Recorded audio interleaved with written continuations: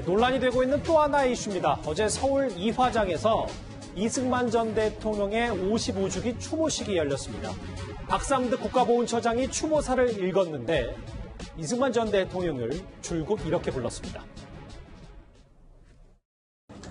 지난 세기 대한민국의 역사는 언론인과 독립운동가 그리고 정치가로서의 삶을 사신 박사님의 생애와 맞닿아 있습니다.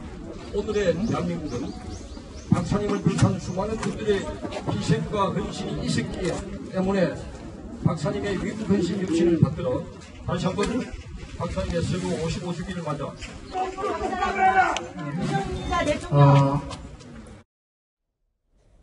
현장에서도 저런 목소리가 나왔군요. 김 변호사님.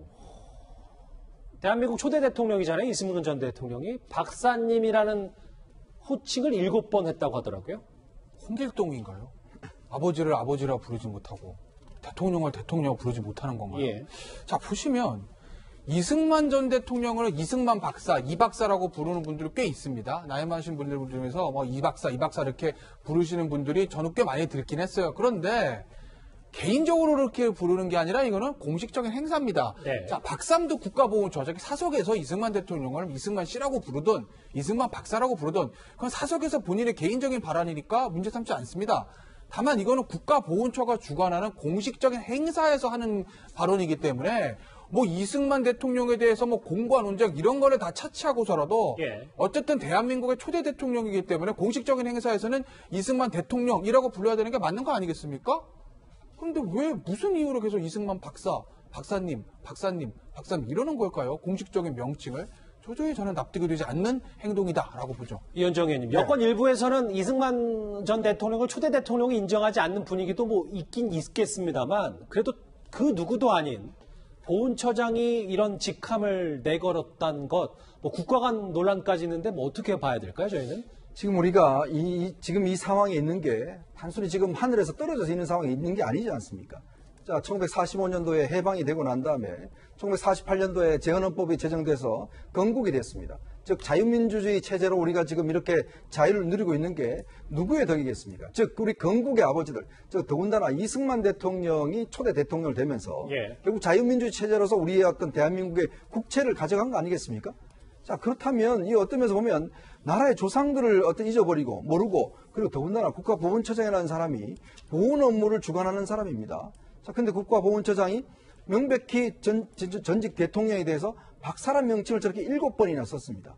저는 정말 이해할 수 없는 게요. 이 박삼득 보훈처장은 육군 중장 출신입니다. 예. 더군다나 육군에 계셨으면 나름대로의 어떤 국가관은 확실한 분이실 텐데 문제는 공식 행사장에서 전직 대통령을 왜 대통령으로 안 부르는 겁니까? 저는 그래서 결국 이 국민들의 의심을 갖는 게 그러면 이게 대통령 인정하지 않으려고 하는 게 아니냐라는 그런 의심을 살 수밖에 없어요. 아니 그러면 진보한테는 노무현, 김대중 대통령만 대통령이고 나머지는 대통령이 아닙니까?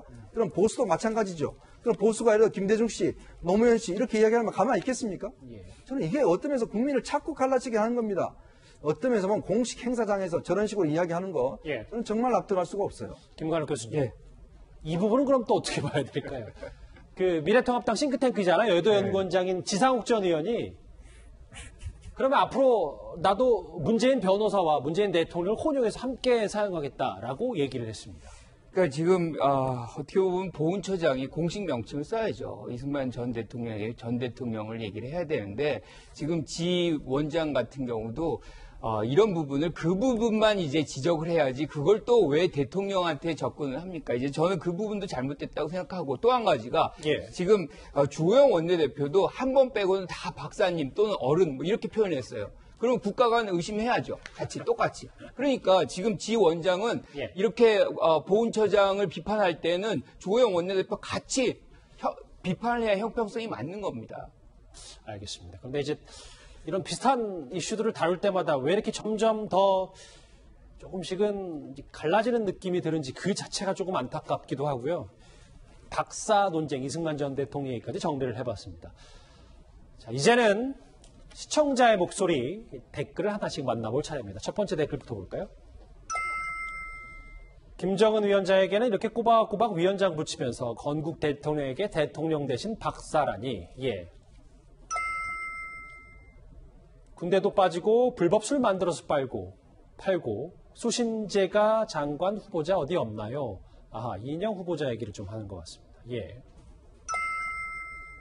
청와대와 국회 모두 세종시로 보내야 한다. 부동산 문제 해결할 유일한 한방이다.